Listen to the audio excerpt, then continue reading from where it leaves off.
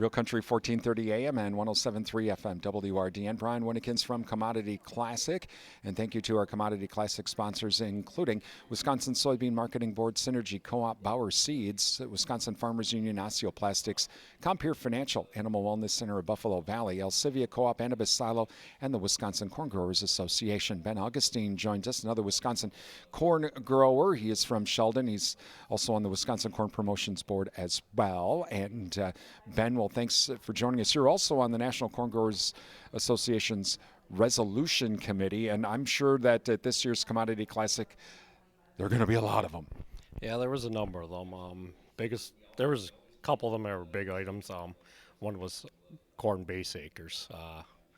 How do we handle it? We all agree it needs to be updated, but which direction do we go with it? Make it mandatory? Do we volunteer it?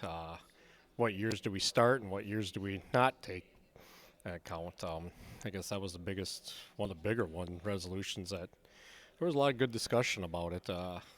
Some states are both one way and some are another way. So how is, because every state's different and every state's corn growers might have different reasons for why they're on one side of the fence. It's kind of like even the dairy industry. Wisconsin might be totally different from California, and boy, there could be a lot of bad blood, so to speak. But so how does the resolution committee go through to try to balance all that out?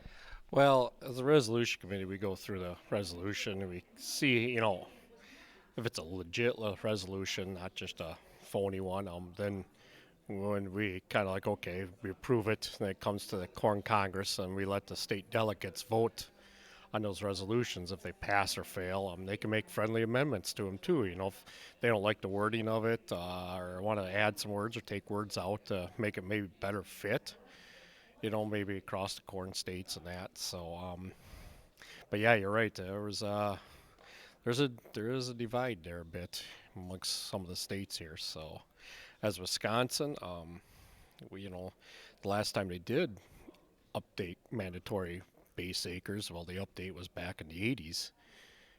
So we're kind of behind on this project and that. So as Wisconsin goes, I feel that, back in the 80s, late 70s and that, Wisconsin was a lot of dairy farms, a lot of pasture ground, a lot of grazing.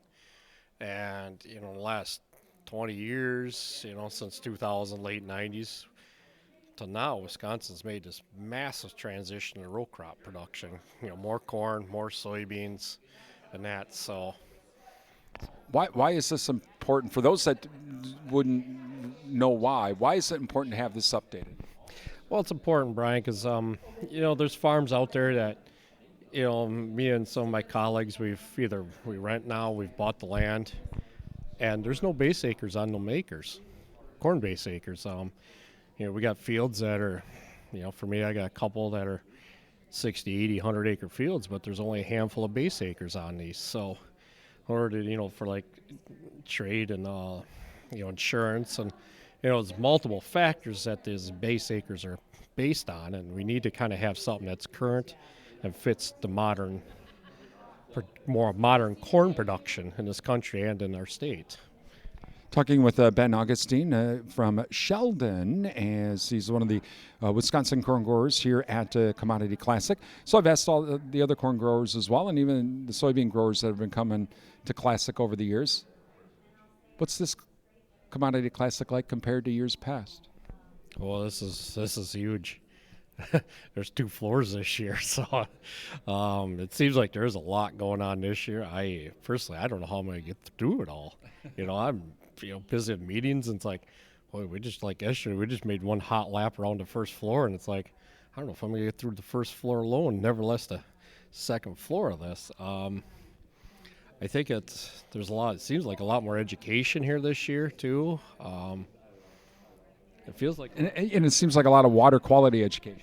Yes, there is. It seems like a lot of, with the carbon credits, water quality, sequestering of nutrients and this and that, and how do we get more out of our soils? It seems like there's a big push lately, and down here too.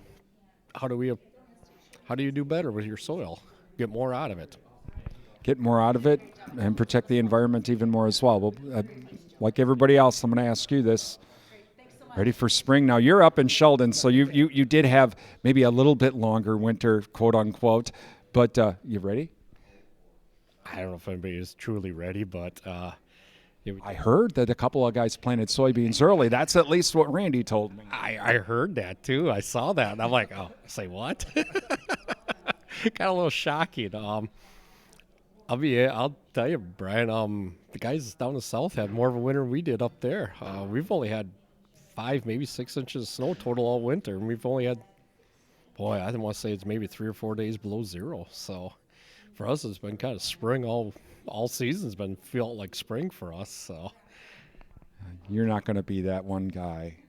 If you've had that kind of weather, you're not going to be that one guy when you get home, you get the planter out. You're not going to be that one guy, are you? No, but it's in the shop, so. However, you'll be number 2 if the neighbor down the road gets in, you're going to be out there, right? Yes. It always works that way. It always works that way. Let the neighbor be the test. Let the neighbor be the test dummy. That's Ben Augustine. He's a Wisconsin corn grower from Sheldon Co-op. Still can't believe some guys are already planting soybeans. Wow. We are from Commodity Classic. This is Brian Winnikins, and this is the WRDN Morning Farm Report.